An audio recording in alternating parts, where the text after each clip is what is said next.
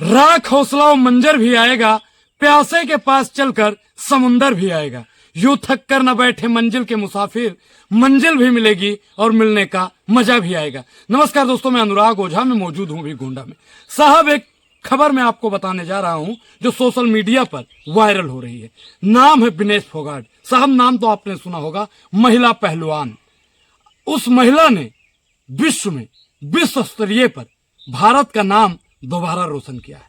साहब, आपको बता दें कि भारत को कुश्ती संघ में गोल्ड मेडल नहीं मिला था, लेकिन मिलने का मौका मिल गया। विनेश फोगाट ने लगातार इतिहास रचने का काम किया। साहब, आप बताइए कि अब जल्द ही विनेश फोगाट को गोल्ड मेडल मिलेगा। प्रधानमंत्री नरेंद्र मोदी जी जब वो गोल्ड मेडल हाथ में पकड़ाएंगे तो उनकी आंखें लज्जा के मारे झुकी रहेंगी।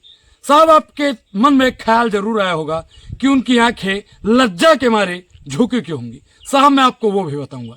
पहले विनेश फोगाट के बारे में आपको साहब मैं बताता हूं कि लगातार पहलवान जब धरने पर बैठे थे, उन पहलवान की सुर्खियों से आपको स्टार्टिंग करते हैं, अंत तक आपको बताएंगे। साहब, उन्होंने कितना संघर्ष किया उस जंतर मंतर की भूमि पर।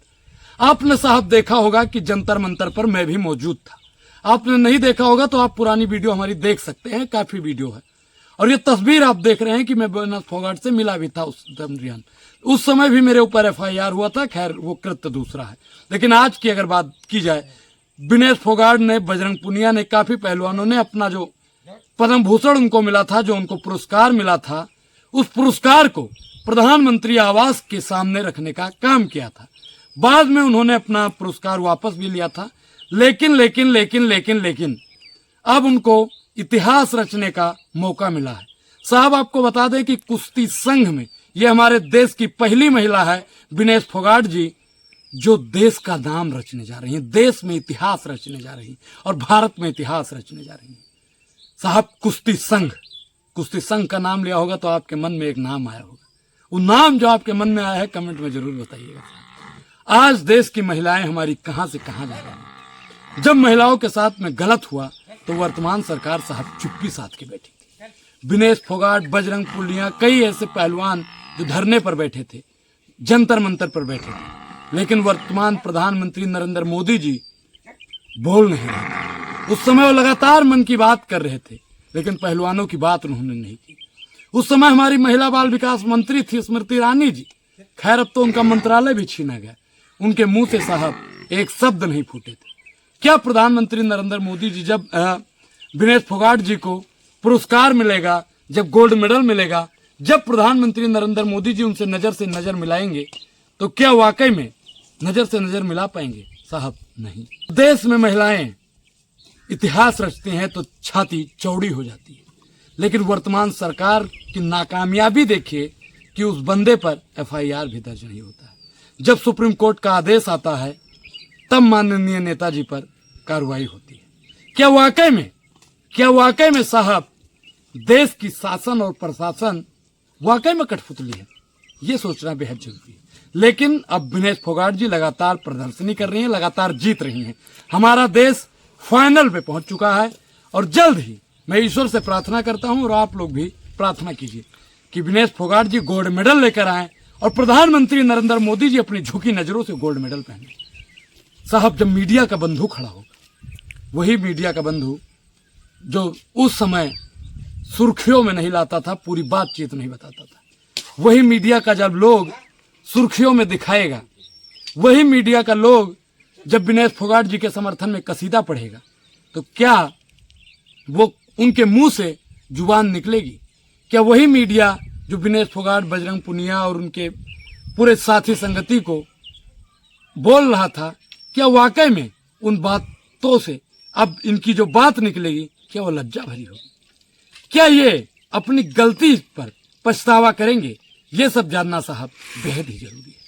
दूसरी खबर आपको साहब मैं बताऊंगा कि विनेश फोगाट जी जीत रही हैं लगातार। फाइनल में अपना भारत पहुंच चुका है कुश्ती संघ में। विनेश फोगाट जी को जल्द ही गोल्ड मेडल मिलने वाला है।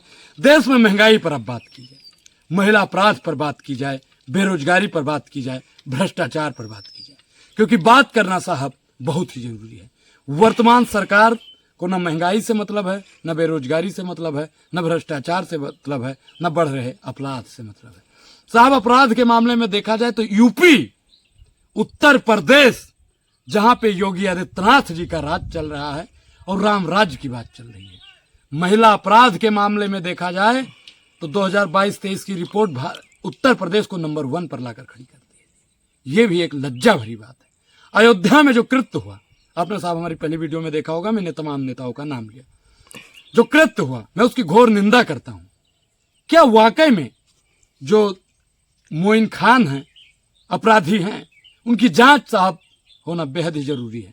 जो लोग धमकाने गए थे उस बिटिया को, जो निषाद परिवार से बिटिया आती थी, महज 12 साल की लड़की को धमकाने की कोशिश कर रहे थे, क्या वाकई में सरकार उन पर भी कार्रवाई करेगी? कार्रवाई होनी चाहिए। महिलाओं पर अगर अपराध होता है तो अनुराग ओझा बिना राजनीति किए बोलता रहेगा, वो चाहे सपा का नेता हो या भाजपा का हो या कांग्रेस का हो या किसी भी पार्टी का हो, क्योंकि इस देश की महिलाओं को देवी स्वरूपा माना जाता है। जिस देश में महिलाओं की पूजा होनी चाहिए, उस देश में दुष्कर्म वारियों की पूजा हो रही है, मतलब बलात्कारियों की पूजा हो रही है। वाकई में यह चिंताजनक है। प्रधानमंत्री नरेंद्र मोदी जी को भी संज्ञान लेना चाहिए, अखिलेश यादव जी को भी खुलकर बोलना चाहिए। अब तो अवधेश प्रसाद जी ने भी कह दिया कि उनसे हमारा कोई संबंध नहीं है, उचित कार्रवाई होनी चाहिए, और वाकई में उचित कार्रवाई होनी चाहिए। वर्तमान सरकार को सोचना चाहिए, समझना चाहिए, जो अपराध हो रहे हैं, बाल अपराध हो रहे हैं, उस पर कड़ी से कड़ा नियम बनाना चाहिए ताकि ये अपराध रुक सके। भारतीय जनता पार्टी को भी सोचना चाहिए।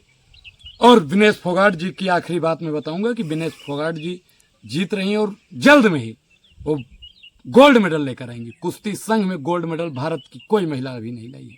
पूरी बातचीत पर आपकी क्या प्रतिक्रिया? अपनी प्रतिक्रिया साहब जरूर दें, और अभी तक आपने हमारे चैनल को ज्वाइन नहीं किया है तो ज्वाइन करना भी बेहद जरूरी है। ये खबर आपको कैसी लगी ये भी बताना बेहद जरूरी है।